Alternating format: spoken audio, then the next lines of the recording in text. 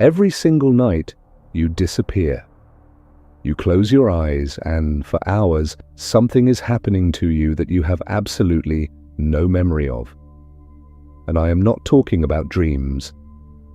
I am talking about something older, something that certain ancient traditions described with terrifying precision thousands of years before modern neuroscience had any language for it.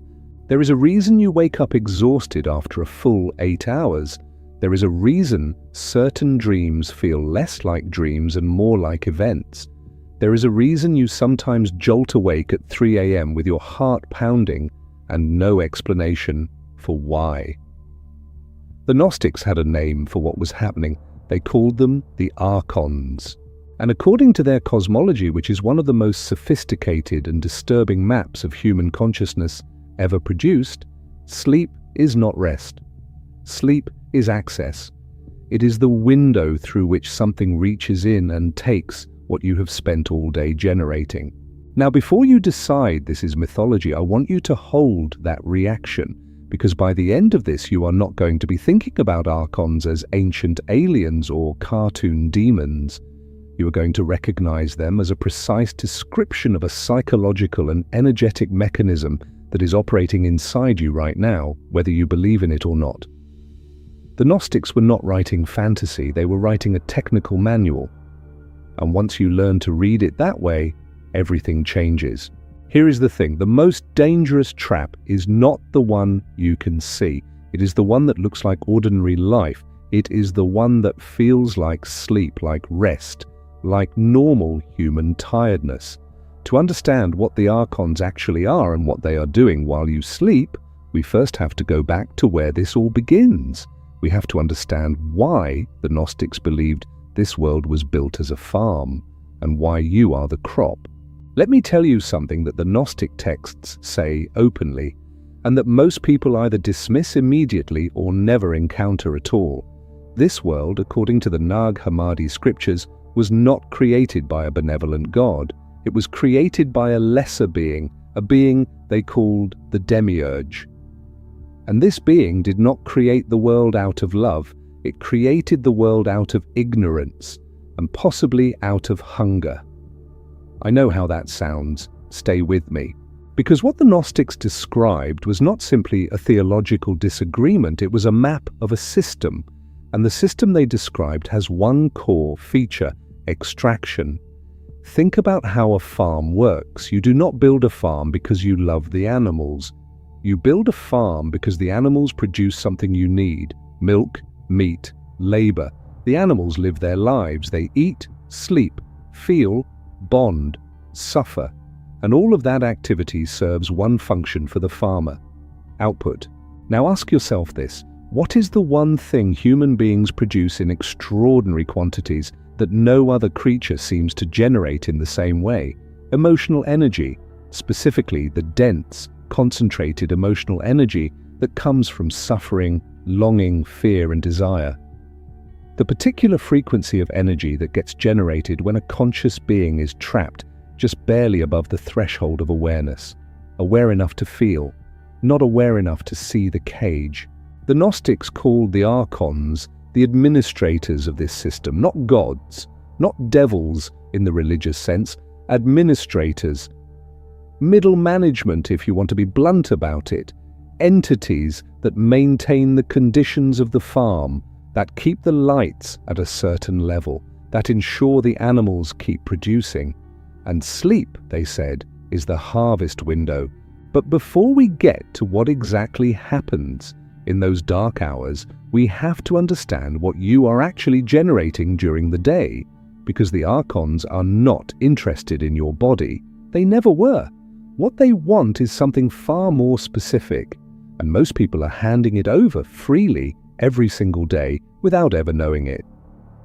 Here is a question nobody asks you. Growing up, why do emotions feel like they have weight? Grief does not feel like a thought. It feels like something sitting on your chest. Rage does not feel like an idea. It feels like heat moving through your body. Even joy, real joy, not the performed kind, feels like a current, Like electricity finding a path, the ancient world took this seriously, not metaphorically, literally. Almost every esoteric tradition before the modern era described the human being as a layered entity. You have the physical body, yes, but inside and around that body there are subtler bodies, energy bodies. The Egyptians called it the Ka. The Hindus called it the Pranamaya Kosha. The Gnostics called it the Pneuma, the divine spark. And these traditions all agreed on one thing: the subtle body is real. It is not a poetic flourish. It generates something, it processes something, and that something can be influenced, drawn from, and consumed by entities operating at the same frequency.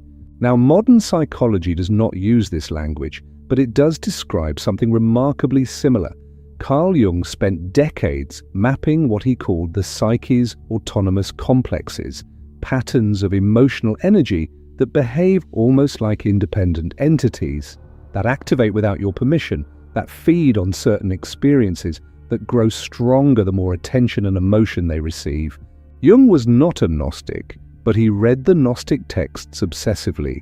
He called the Nag Hammadi library one of the most significant psychological discoveries of the century, because he recognized that what the Gnostics were mapping was interior. They were mapping the architecture of the human soul and the parasites that attach to it. So when the Gnostic texts describe Archons feeding on human emotional energy, what they are describing in part is a real psychic phenomenon, something that happens inside the human being, something that happens especially when the conscious guard drops, something that happens when you fall asleep. But here is what you need to understand first. There are two kinds of sleep, and most people have never experienced the second one. Think about the last time you woke up and felt genuinely restored. Not just rested, restored. Like something had been returned to you. Like your mind was quiet in a way it almost never is during the day. Those mornings are rare for most people, and when they happen, most people do not ask why, they just feel grateful and move on. But those mornings are telling you something important. They are showing you what sleep is supposed to do. The Gnostics, and later the mystics who worked within the same symbolic tradition, described two fundamental states of sleep. The first is what they called the sleep of the body. This is the ordinary unconsciousness most people experience. The body rests, the conscious mind dissolves, and in that dissolution the subtle body, the energy body, becomes exposed, unguarded, available. The second is what some traditions called lucid sleep or conscious rest, a state where some thread of awareness remains active even as the body and ordinary mind are fully offline. In this state, the subtle body is still, protected not by ignorance but by presence. The vast majority of people only ever experience the first kind, and that matters enormously because the first kind of sleep, the unconscious drop, is described across Gnostic and Hermetic texts as the primary window of archonic interference. Not because the Archons are external monsters waiting at your bedside, but because your own unprocessed emotional material, your fears, your unresolved grief, your suppressed rage, becomes active when the conscious editor goes offline. And that activated emotional material operates like a signal, a broadcast, one that attracts, or perhaps generates, the very forces the Gnostics were pointing at. Jung had a name for this material. He called it the shadow, and he said something extraordinary about it. He said the shadow does not go to sleep when you do, it wakes up. Which brings us to what is actually happening in those hours. What the Gnostic texts describe with uncomfortable specificity about the architecture of your dream state, and why certain dreams feel like something is happening to you rather than something you are creating. I am going to walk you through what the Gnostic texts describe as the structure of the sleep state. But first you need a piece of context that most people skip, because without it, the whole thing sounds like mythology instead of what it actually is, which is a map. The Gnostics described reality as a series of nested spheres, each sphere governed by an archon, each Archon associated with a specific quality of consciousness, or more precisely, a specific distortion of consciousness: fear, pride, envy, desire. These are not sins in the moral sense. They are frequencies, states of being that keep awareness locked at a certain level. During waking life, you move through these frequencies constantly. You feel them, you respond to them, you sometimes get lost in them. But there is a you that watches, a small, persistent thread of self-awareness that keeps you nominally in the driver's seat.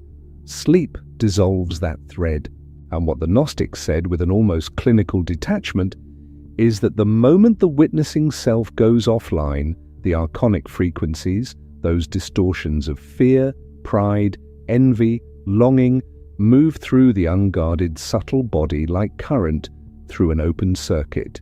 This is what most people experience as the chaotic noise of ordinary dreaming, the senseless anxiety dreams, the dreams of being chased, the dreams of humiliation, of loss, of desperate wanting. These are not random. According to this map, they are the experiential texture of archonic processing. Your unresolved emotional material is being cycled, run through, in the language of energy, discharged, in the language of the Gnostics, harvested. Now here is the part that should make you stop. The discharge does not feel bad while it is happening. It feels like dreaming. It feels like the mind doing its ordinary cleanup work. And for some portion of the night, it probably is. But there is a specific quality of dream that is different, that you probably recognize even if you have never had a name for it. You know exactly the kind I mean, the kind where you wake up and feel like something was taken. There is a particular category of dream that almost everyone has had, but almost no one talks about openly. Not nightmares exactly. Nightmares are vivid and terrifying, and you wake from them gasping, heart hammering, and you know immediately that it was a dream. Your system resets within minutes. I am talking about something different. Dreams that feel inhabited, dreams where the emotional texture is not fear, but something closer to dread or to a sadness with no object. Dreams that leave a residue, where you wake up and the feeling lingers for hours, sometimes all day, and you cannot shake the sense that something happened, even though you cannot name what, or the other kind. Dreams where you are moving through a landscape that feels hideously familiar, that you have never seen in waking life, but that your body recognizes. Dreams where you encounter figures that are not quite people, that look at you with an attention that is not human. The Gnostic texts describe the lower Archons as precisely these kinds of presences, not monstrous, not obviously threatening, disturbingly attentive, interested in you in the way a farmer is interested in a productive animal, with an impersonal, functional focus. And what they are focused on, according to this system, is the emotional charge you are carrying. Think about what stays unresolved in your waking life. The relationship that ended badly, the grief you have not fully moved through, the anger you suppress because expressing it feels dangerous, the longing for something you cannot name. These are not just psychological phenomena. In the Gnostic framework, they are stored charge, concentrated emotional energy sitting in the subtle body, unprocessed, waiting. The Archons, by this account, do not create your wounds, they find them. They move into the architecture of your unresolved experience the way water finds the lowest path, and in the unguarded hours of sleep, they extract what has accumulated there. And here is the question this raises that almost nobody asks. If that is the mechanism, is there a way to close the window? Yes. But the answer is not what you expect. Every tradition that has mapped this territory, the Gnostics, the Hermeticists, the Sufi mystics, the Tibetan Buddhists with their dream yoga practices, every single one of them converges on the same answer. The window closes with presence, not willpower, not spiritual performance, not the right crystal on your nightstand. Presence, the actual, lived, internal experience of a witnessing awareness that does not fully dissolve when the body sleeps. This is what the Tibetans were developing with Rigpa practice. This is what the Hermeticists called maintaining the thread of the nous through the sleep state.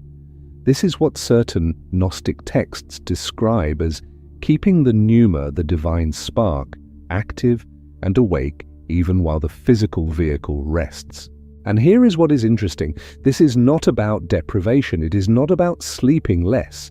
It is about a quality of consciousness that, when cultivated during waking hours, begins to persist even into sleep. A kind of background awareness, a light that stays on in the room even when you are not actively looking at it.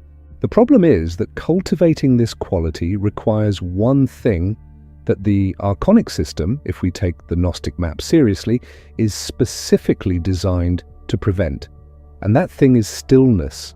Think about the structure of modern life for a moment. Not with judgment, just with observation. From the moment most people wake up, they are absorbing input. Screens, noise, social comparison, micro-anxieties, the endless scroll of other people's performed experiences. The nervous system never fully settles, and a nervous system that never fully settles cannot develop the quality of awareness that persists through sleep. This is not an accident, according to the Gnostics. The maintenance of stimulation and distraction is described in these texts as a feature of the Archonic administration, not a conspiracy in the modern sense, a design principle. Keep the awareness scattered, keep the emotional body churning, keep the harvest window open. But there is something even more specific happening in the dream state that I have not told you yet. A particular mechanism the texts describe with almost clinical precision, and once you see it, you will not be able to unsee it. Here is the part of the Gnostic map that disturbed me most when I first encountered it. The Archons, according to several Gnostic texts, are not just passive harvesters. They are described as administrators of a cycle. And the cycle they administer is not just within a single lifetime, it is across lifetimes. The texts describe what happens at death with the same structural logic they apply to sleep. The soul, newly disembodied, passes through the Archonic spheres. And at each sphere, if it is carrying unresolved emotional charge, it is processed again, recycled, sent back. Not as punishment, as function. The system maintains itself by cycling the souls that have not yet developed enough awareness to pass through without being caught. This is the Gnostic understanding of reincarnation, not as spiritual evolution in the optimistic linear sense most people prefer, but as a recycling loop, a system that perpetuates itself by returning unfinished material to the farm. Sleep, in this framework, is a nightly rehearsal of that larger cycle. Each night you drop into unconsciousness, your subtle body is processed in miniature, your unresolved material is cycled, and you wake up having discharged some charge, but also having gone through another pass of the loop without ever becoming aware that the loop exists. This is what the Gnostics meant by the sleep of the soul, not the sleep of the body. The deep, generational unconsciousness of a being that keeps cycling through the same patterns, the same fears, the same desires, life after life, night after night, without ever stepping outside the mechanism long enough to see it. And here is the devastating part. The loop is self-reinforcing. The more charge you carry, the more deeply you sleep in the Archonic sense. The more deeply you sleep, the more charge gets cycled without your awareness. The more it gets cycled, the more familiar and normal the pattern feels. The more normal it feels, the less you question it. This is the farm running at full efficiency. But there is a crack in it. There has always been a crack. And the Gnostics described it in precise terms. One specific quality that the Archons cannot process. One thing the system has no mechanism to extract. The Gnostics called it the Pneuma, the divine spark. And they were very specific about its nature. It is not emotion. Emotion can be harvested. It is not thought. Thought can be redirected and scattered. It is not will in the conventional sense. Will can be exhausted and broken. The Pneuma is pure witnessing awareness, the part of you that watches, the part that notices you are afraid without becoming fear, the part that observes the dream without dissolving into the dream. And according to the Gnostic texts, this is the one thing the Archonic system has no access to, not because it is protected by some external force, but because of its nature. It generates no emotional charge. It produces no harvestable frequency. It simply is, and what simply is cannot be extracted. It can only be obscured. This is the whole game, if you want to call it that. The Archons do not need to destroy the divine spark. They just need to keep it covered. Keep it buried under enough noise, enough suffering, enough distraction that you forget it is there, that you identify so completely with the emotional body, with the fears and desires and wounds, that the idea of a witnessing presence underneath all of that sounds abstract, theoretical, not yours. And they accomplish this most effectively not during the waking hours, when you can at least occasionally remember to look inward.